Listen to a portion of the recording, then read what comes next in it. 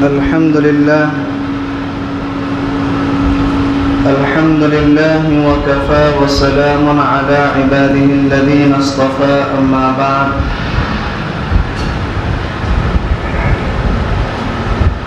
فأعوذ بالله من الشيطان الرجيم بسم الله الرحمن الرحيم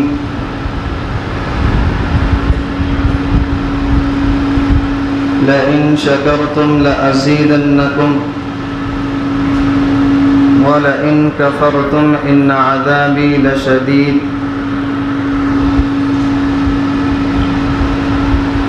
وقال النبي صلى الله عليه وسلم التائب من الذنب كمن لا ذنب له أو كما قال النبي صلى الله عليه وسلم.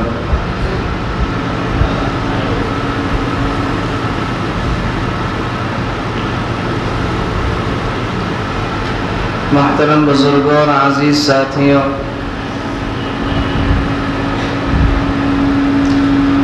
رمضان المبارک کا آج آخری جمعہ ہے۔ چند ایام کے بعد یہ مہینہ ہم سے رخصت ہو جائے گا۔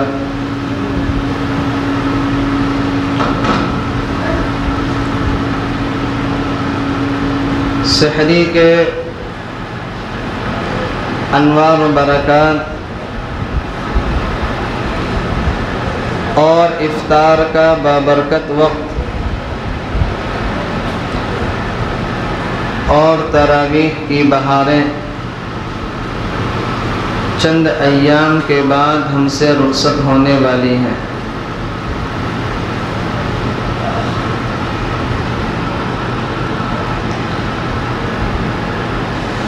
اس مہینے کے اختتام پر ہمیں اللہ رب العزت کی بارگاہ میں دو کام کرنے ہیں۔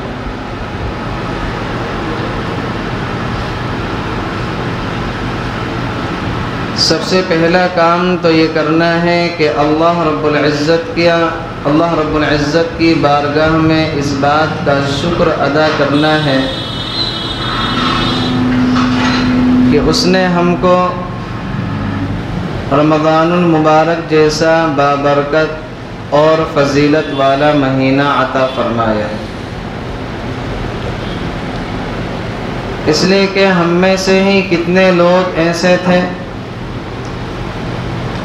جو پچھلے سال اس مہینے میں ہمارے ساتھ روزوں میں، تراویح میں، افطار میں شریک تھے، اور اب وہ لوگ ہمارے درمیان نہیں رہے، لیکن اللہ تبارک و تعالی نے ہمیں یہ مہینے عطا فرمائے۔ اس پر اللہ تبارک و تعالی کا شکر ادا کرنا ہے، اور شکر ادا کرنے سے انسان کی نعمتوں کے اندر اضافہ ہوا کرتا ہے۔ لئن شکرتم لأزیدنکم، اگر تم میرا شکر ادا کرو گے تو میں اور زیادہ عطا کروں گا۔ تو لہذا روزوں پر، تراویح پر اور اس کے علاوہ جتنی بھی عبادات انجام دی گئی ہیں، ان تمام عبادات پر اللہ تبارک و تعالی کا شکر ادا کرنا ہے۔ اس شکر کا فائدہ یہ ہوگا کہ اللہ تبارک و تعالی ہمیں بقیہ ایام میں اور عبادات کرنے کی توفیق عطا فرمائے گا۔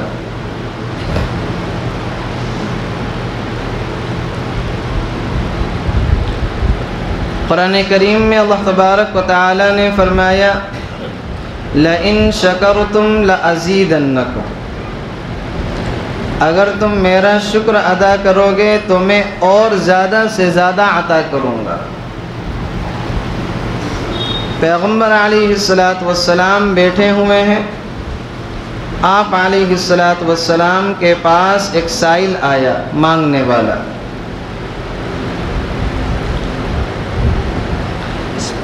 آپ علیہ السلام سے کچھ سوال کیا، آپ نے اس کو ایک کھجور عطا فرما دی۔ وہ سائل کھجور کے ملنے پر خوش نہیں ہوا، اور ذاتی کا طلبگار ہوا۔ پیغمبر علیہ السلام نے اس کو منع کر کے وہاں سے اٹھا دیا۔ تھوڑی دیر کے بعد ایک اور سائل آیا، آپ علیہ السلام سے کچھ سوال کیا، آپ نے اس کو ایک کھجور عنایت فرمائی۔ وہ سائل بڑا خوش ہوا کہ مجھے اللہ کے نبی نے اپنے ہاتھ سے کھجور دی ہے، مجھے پیغمبر علیہ السلام کے ہاتھ سے کھجور ہدیے میں ملی۔ بڑا خوش ہوا، بڑا اللہ تبارک و تعالیٰ کا شکر ادا کیا۔ آپ نے ایک صحابی سے کہا کہ ذرا ام سلمہ کے پاس جاؤ اور جا کر ان سے پوچھو کہ گھر کے اندر کچھ موجود ہے۔ وہ صحابی گھر کے اندر گئے تو گھر میں 40 دینار رکھے ہوئے۔ درہم چاندی کا سکہ ہوتا ہے اور دینار سونے کا سکہ ہوتا ہے، تو 40 دینار گھر کے اندر رکھے ہوئے تھے۔ وہ انہوں نے 40 دینار اللہ کے نبی کی خدمت میں بھیج دیے۔ پیغمبر علیہ السلام نے وہ 40 دینار اس فقیر کے حوالے کر دیے۔ لئن شکرتم لازیدنکم، تم میرا شکر ادا کرو گے میں اور زیادہ عطا کروں گا۔ وَلَئِن كَفَرْتُمْ، اور اگر تم نے میری ناشکری کی، ان عذابی لشدید، تو میرا عذاب بڑا سخت ہے۔ ابراہیم علیہ السلام اپنے بیٹے حضرت اسماعیل کے گھر تشریف لے گئے۔ گھر میں ان کی بیوی موجود تھی۔ کہا کہ اسماعیل کہاں ہے؟ کہا کہ وہ تو شکار پر گئے ہیں۔ گھر کے کیا حالات ہیں؟ کہا کہ ابا جان بس حالات نہیں پوچھیں، بس کھانا ہی پینا ہو رہا ہے، اس کے علاوہ کچھ بچت نہیں ہے، اور بعض مرتبہ کھانا پینا بھی بڑی مشکل سے ہوتا ہے، اور گھر کے اندر جو ہے بڑی تنگی کے حالات ہیں۔ حضرت ابراہیم علیہ السلام نے کہا کہ بیٹی جب اسماعیل گھر آ جائے تو اس سے کہنا کہ اپنی چوکھٹ کو بدل دو، اپنی چوکھٹ کو تبدیل کر دو۔ تھوڑی دیر کے بعد حضرت اسماعیل علیہ السلام آئے۔ گھر کے اندر کوئی آیا تھا؟ جی ابو جان آئے تھے۔ کیا ہوا؟ کہا کہ گھر کے حالات پوچھ رہے تھے تو میں نے بتا دیے کہ بڑی مشکل سے گزارا ہو رہا ہے، بڑی سختی کے حالات ہیں۔ کہا کہ کچھ کہہ کر گئے ہیں؟ کہا کہ ہاں کہہ کر گئے ہیں کہ اسماعیل جب آ جائے تو کہنا کہ اپنی چوکھٹ کو بدل دو۔ تو حضرت اسماعیل نے اپنی بیوی کو اسی وقت طلاق دے دی۔ پھر ایک دوسرے قبیلے کے اندر حضرت نے نکاح کر لیا۔ چند دنوں کے بعد حضرت ابراہیم پھر گھر تشریف لائے۔ کہا کہ اسماعیل کہاں ہے؟ کہ وہ تو شکار پر گئے ہیں۔ گھر کے حالات کیسے ہیں؟ بس ابو جان بہت اچھے حالات ہیں، اللہ تعالیٰ نے جس حال کے اندر رکھا ہے بہت اچھے حال میں رکھا ہے، جیسا بھی کھانا پینا مل رہا ہے اس پر اللہ تعالیٰ کا شکر ہے۔ کہا کہ ٹھیک ہے، اسماعیل آ جائے تو کہنا کہ اپنی چوکھٹ کو تبدیل مت کرنا، تمہاری چوکھٹ جو ہے اچھی ہے۔ تھوڑی دیر کے بعد حضرت اسماعیل شکار سے واپس تشریف لائے۔ گھر کا ماحول دیکھا تو لگا کہ گھر میں کوئی مہمان آیا تھا۔ کوئی آیا گھر میں؟ کہا کہ والد صاحب آئے تھے۔ کچھ کہا تم سے؟ کہ گھر کے حالات پوچھ رہے تھے، میں نے کہہ دیا کہ حالات بہت اچھے ہیں۔ اس کے جواب میں انہوں نے کچھ کہا کہ ہاں یوں کہا ہے کہ اسماعیل سے کہنا کہ تمہاری چوکھٹ بہت اچھی ہے، اس کو تبدیل مت کرنا۔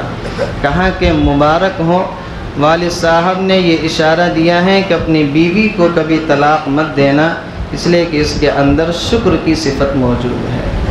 تو جس انسان کے اندر شکر کی صفت ہوتی ہے وہ انسان اللہ تعالیٰ کو بڑا پیارا ہوتا ہے۔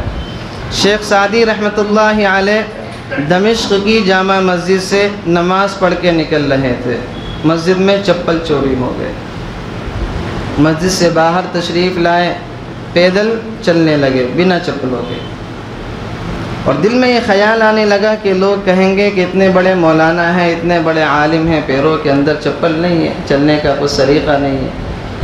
یہ دل کے اندر خیالات اٹھ رہے تھے۔ سامنے سے ایک آدمی آیا جس کے پیر ہی نہیں تھے، جس کے پیر ہی نہیں تھے۔ فوراً دل کے اندر اللہ تبارک و تعالیٰ کا شکر پیدا ہوا کہ اللہ میرے پاس آج چپل نہیں ہے تو کوئی بات نہیں، چپل کل خرید لیں گے، اس کے پاس تو پیر ہی نہیں ہے، یہ چپل کہاں سے پہنے گا؟ تو اپنی مٹی پہ چلنے کا سلیقہ سیکھو، سنگ مرمر پہ چلو گے تو پھسل جاؤ گے۔ انسان کو اللہ تعالیٰ نے جس حال کے اندر رکھا ہے اسی حال میں اس کو خوش رہنا چاہیے۔ جن نعمتوں سے نوازا ہے ان نعمتوں پر اللہ تبارک و تعالیٰ کا شکر ادا کریں گے تو اللہ تبارک و تعالیٰ ان نعمتوں کے اندر کیا کریں گے؟ اضافہ کریں گے۔ ایسے بے شمار واقعات موجود ہیں کہ شکر کرنے کی وجہ سے اللہ تعالیٰ نے بے شمار نوازا۔ موسیٰ علیہ السلام کوہ طور پر تشریف لے جا رہے ہیں، راستے میں ایک آدمی ملا، حضرت بڑے سخت حالات ہیں، اللہ تعالیٰ سے دعا کر دیں کہ اللہ تعالیٰ نے جتنا میرا رزق مرنے تک مقدر میں لکھ دیا ہے وہ مجھے سارا ایک دفعہ سے دے دے، کم سے کم چند ایام تو خوشحالی کے گزر جائیں گے۔ موسیٰ علیہ السلام نے کہا ٹھیک ہے، کوہ طور پر تشریف لے گئے، اللہ تعالیٰ کے سامنے عرضی لگائی کہ باری تعالیٰ فلاں آدمی بڑا پریشان ہے، اس کے رزق میں جتنا، اس کے مقدر میں جتنا رزق ہے آپ اس کو ایک دفعہ سے عنایت کر دیں۔ اس کا کہنا یہ ہے کہ کم سے کم چند ایام تو خوشحالی سے گزار لوں گا۔ اللہ تعالیٰ نے کہا کہ ٹھیک ہے، اس کے مقدر میں جتنی روٹیاں، جتنا کھانا اور جتنا پیسہ وغیرہ تھا وہ اللہ تعالیٰ نے اس کو ایک موقع پر عنایت فرما دی۔ ایک سال کے بعد موسیٰ علیہ السلام کے دل میں داعیہ ہوا کہ اس کے ذرا حالات تو دیکھیں کہ کیا حالات ہیں۔ جب اس کے علاقے میں گئے تو پتہ چلا کہ اس نے تو بڑی اونچی بلڈنگ بنا لی اور اس کے گھر پر دسترخوان لگا ہوا ہے، لوگ کھانے کھا رہے ہیں اور مہمان آ رہے ہیں، جا رہے ہیں، کھانے چل رہے ہیں، دیگیں اتر رہی ہیں۔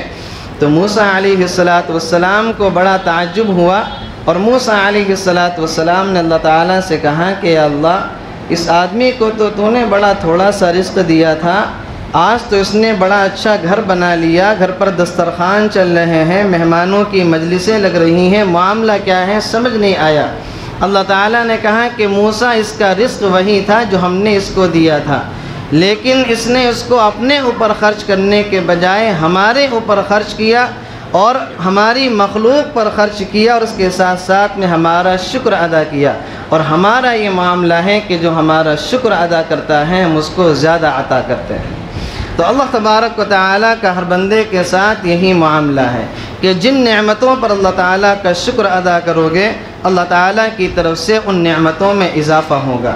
اللہ تعالیٰ نے ہمیں یہ رمضان کے ایام عطا فرمائے، روزے رکھنے کی توفیق دی، تراویح پڑھنے کی توفیق دی، نفل عبادات کرنے کی توفیق دی، تلاوت کلام اللہ کرنے کی توفیق دی۔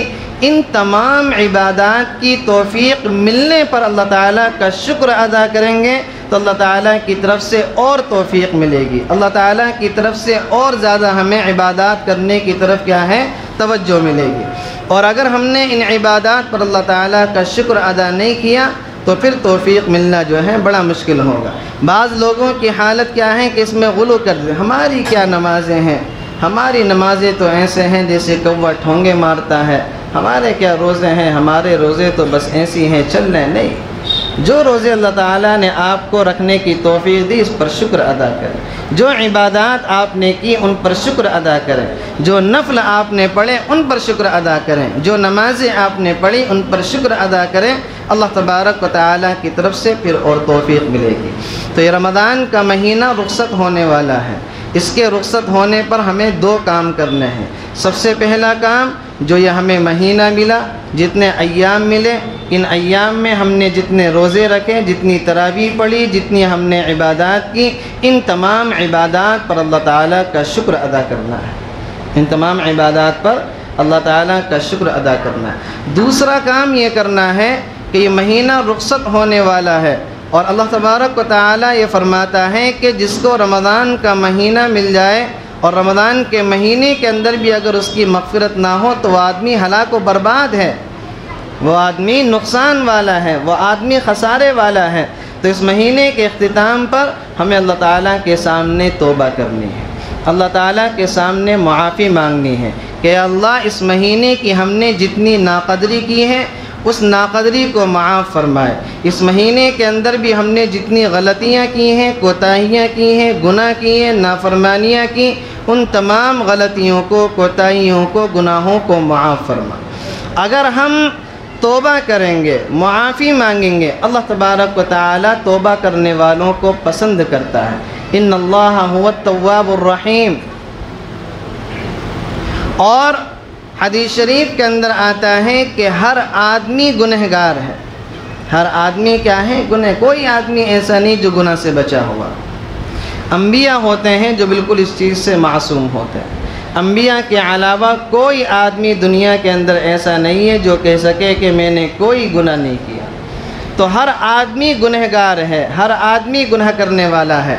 پیغمبر علیہ السلام نے فرمایا بہترین گنہگار وہ ہے جو گناہ کرنے کے بعد اللہ تعالیٰ سے توبہ کر لے۔ تو گناہ ہو جانا یہ کوئی بڑی بات نہیں ہے، گناہ پر ڈٹ جانا، اڑ جانا یہ بڑی سخت بات ہے۔ گناہ ہو گیا کوئی بات نہیں، اللہ تعالیٰ سے توبہ کریں، اللہ تعالیٰ سے معافی مانگیں، اللہ تعالیٰ سے اپنے معاملے کو صاف کریں، اللہ تبارک و تعالیٰ ہمارے گناہوں کو کیا کرے گا؟ معاف کرے گا۔ التائب من الذنب کمن لا ذنب لہ۔ گناہوں سے توبہ کرنے والا ایسا ہے جیسا کہ اس نے کوئی گناہ کیا ہی نہ ہو۔ آدمی سے گناہ ہو گیا، توبہ کر لی، اللہ تبارک و تعالیٰ کی طرف سے وہ گناہ فوراً مٹا دیا جاتا ہے، اور ایسا ہو جاتا ہے کمن لا ذنب لہ، جیسا کہ اس آدمی نے کوئی گناہ کیا ہی نہ ہو۔ تو رمضان کے اندر روزوں کی حالت میں بھی ہم سے گناہ ہوئے ہیں، ہم سے بد نظریاں ہوئی ہیں، ہم نے جھوٹ بولے ہیں، ہم نے لوگوں کو دھوکہ دیا ہے۔ رمضان کے اندر بھی، رمضان کے ایام میں ہم نے اللہ تعالیٰ کی نافرمانیاں کی ہیں، اللہ تعالیٰ کے اصولوں کو توڑا ہے، اللہ تبارک و تعالیٰ کے گناہ کیے ہیں۔ رمضان کی حالت میں، تراویح کی حالت میں، رات کے ایام میں بھی ہم نے گناہوں کو ہم نے گناہ کیے ہیں، ہم گناہ سے باز نہیں آئے۔ تو ہمیں اس بات پر اللہ تعالیٰ کے سامنے کیا کرنی ہے؟ توبہ کرنی ہے۔ اگر ہم نے یہ دو کام کر لیے تو انشاءاللہ یہ مبارک مہینہ ہمارے لیے باعث سعادت ہوگا، یہ مبارک مہینہ ہمارے لیے کیا ہوگا؟ نفع بخش ہوگا۔ ایک اللہ تعالیٰ کا شکر ادا کریں، اور دوسری اللہ تبارک و تعالیٰ کے سامنے توبہ کریں اور معافیاں مانگیں۔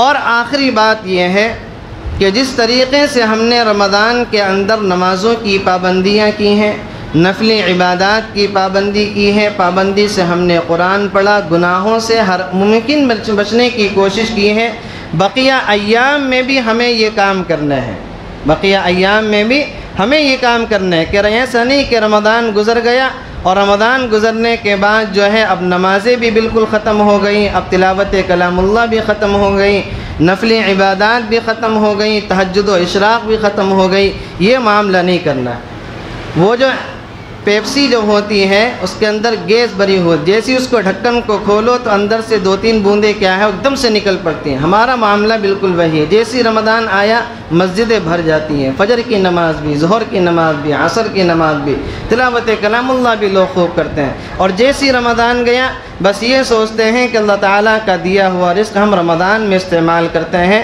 رمضان کے علاوہ نہیں استعمال کرتے۔